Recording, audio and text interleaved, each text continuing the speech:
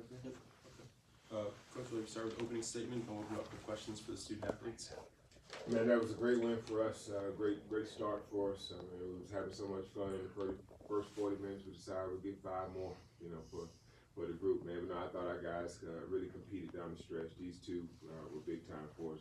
Lim really controlled the paint for us, got to the foul line, finished around the basket. And Ed's, his floor game was great tonight.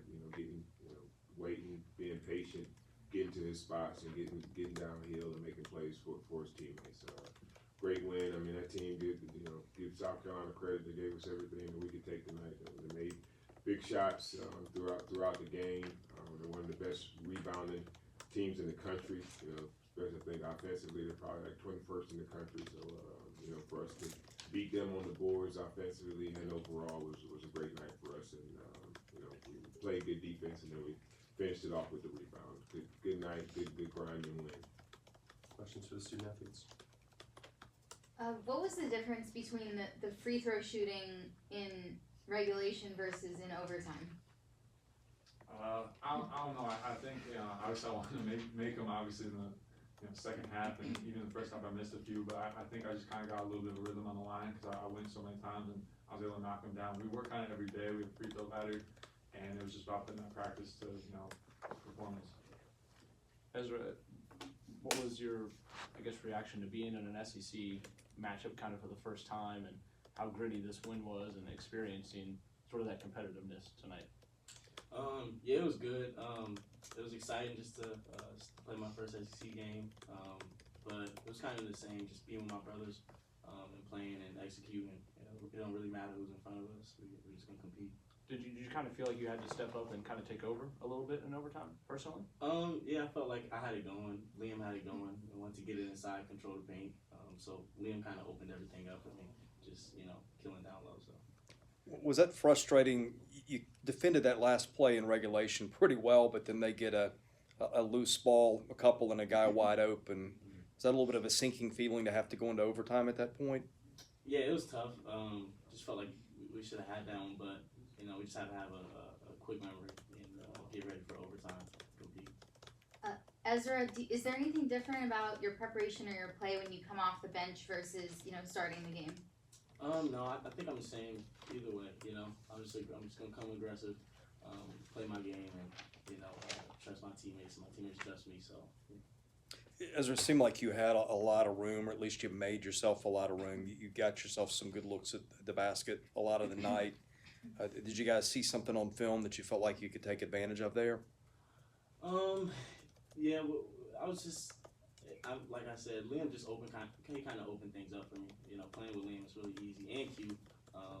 They kind of open the paint up for me. They draw so much attention. When I get down low, it's usually either like a open layup or like a midi pull up or something like that. So. Liam, what was the key for you guys in dealing with a player like Gigi Jackson? Obviously the team effort. He's a talented player, but Jordan Wright. Obviously he's one of our veteran guys. He stepped up, took the challenge, and he really took it to Gigi. I mean, he was inefficient tonight. I like the stat sheet. Jordan Wright just took on the challenge, and he's that for us. He's gonna do whatever is asked of him, and he's gonna do it with 100% effort. Like, we trust him with everything, and he stepped up, took the challenge, and he won us the game on the defensive end. Liam, what does it say about this team that you miss the free throws down the stretch, you get that fluky bucket at the end to end the game to send it to overtime? What's it say about the resiliency of this team in overtime? I love this team.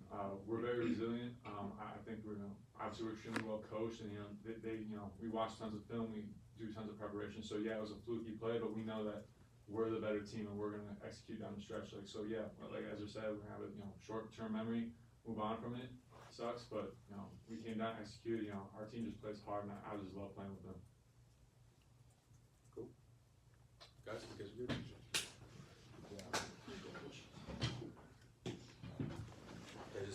Watch the cord. There you go. Questions for Coach?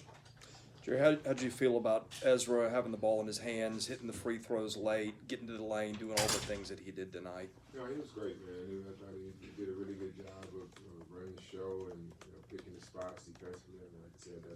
think he gets to watch the game a little bit and see the flow of the game, and then come in and him and Jordan just and give us what we need. Liam is a presence for us, of course. Just as a screener. But I think when they went to that smaller lineup, we knew that we could take advantage of them a little bit in the paint, and they came and doubled a couple times, and he made the right plays, dropped it off, got the guys a couple layups. And we work on those things. So we work on trying to pound. A lot of times we want to get into, our continuity after the play breaks down. We kind of get into some, a pick and roll action. But I think tonight was a better night for us to just try to punch it in the post and take advantage of our eyes and spacing. What was, went into the decision to bring Jordan, Ezra, and Liam off the bench? It's my decision. I'm the coach. Whatever decision I make, that's how I want to run my team. That's how I plan to do it. It's best for us. I know my team better than you and better than anybody else because I see them every day and I know what they need. And it doesn't change the minutes. Most of these guys are still playing. Our guys that come off the bench, get started minutes. It's not about us, right now. We're not, do we feel that we're gonna win a national championship this year? Probably not.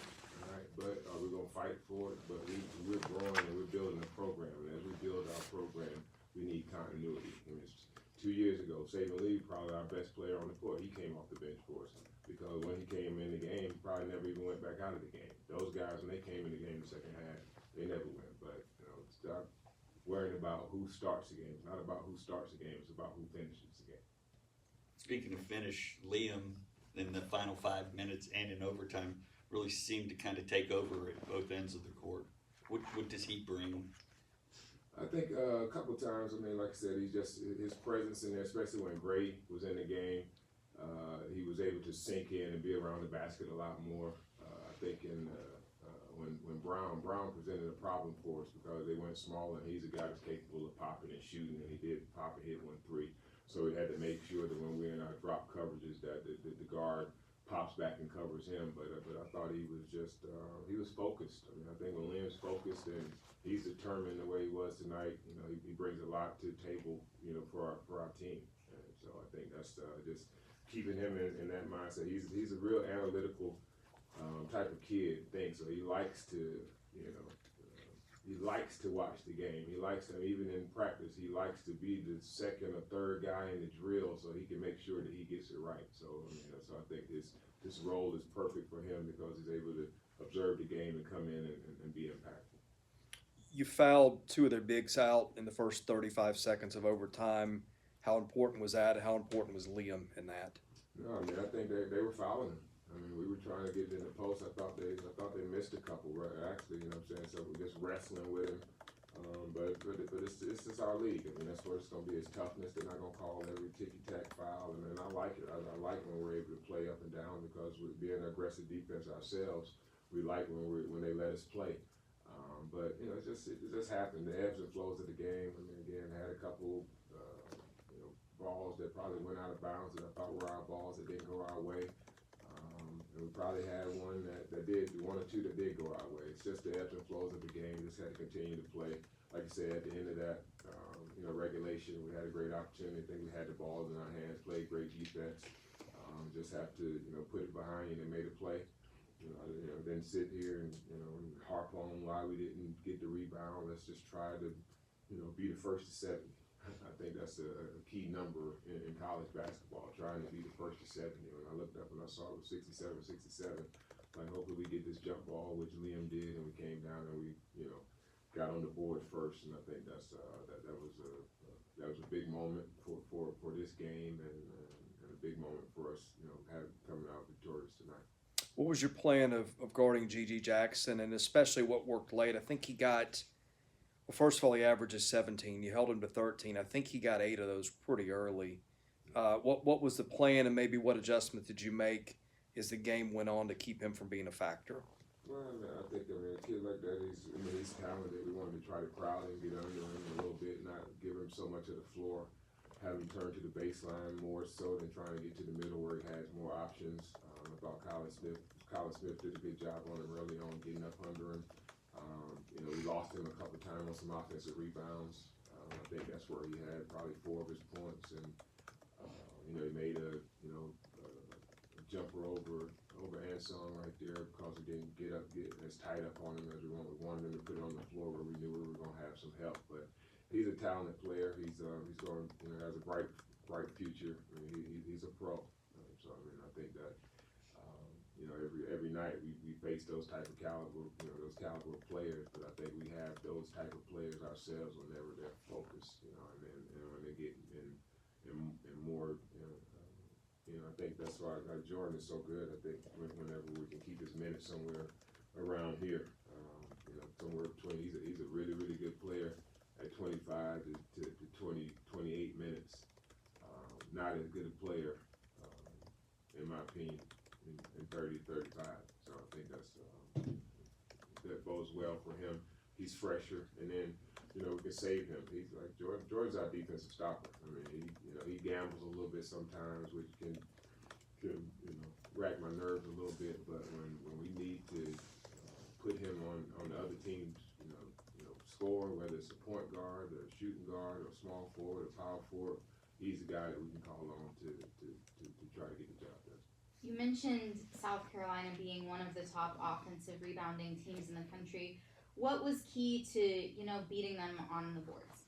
You know, being physical. I mean, for us, it's just will. I mean, it's nothing. There's no technique to it. It's just, you know, will. I want to go. I'm gonna crash every time, and I got to go hit first. I mean, that they're coming to the boards. I thought we did a pretty good job. Like I said, I thought Miles, even though he didn't have his best game shooting the basketball, he still, you know, led us in, you know, rebounds tonight. You know, so it was 7 defensive rebounds.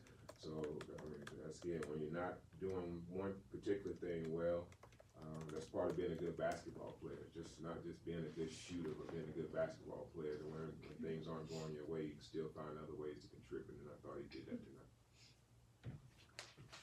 Coach, cool. Appreciate it. Thank you.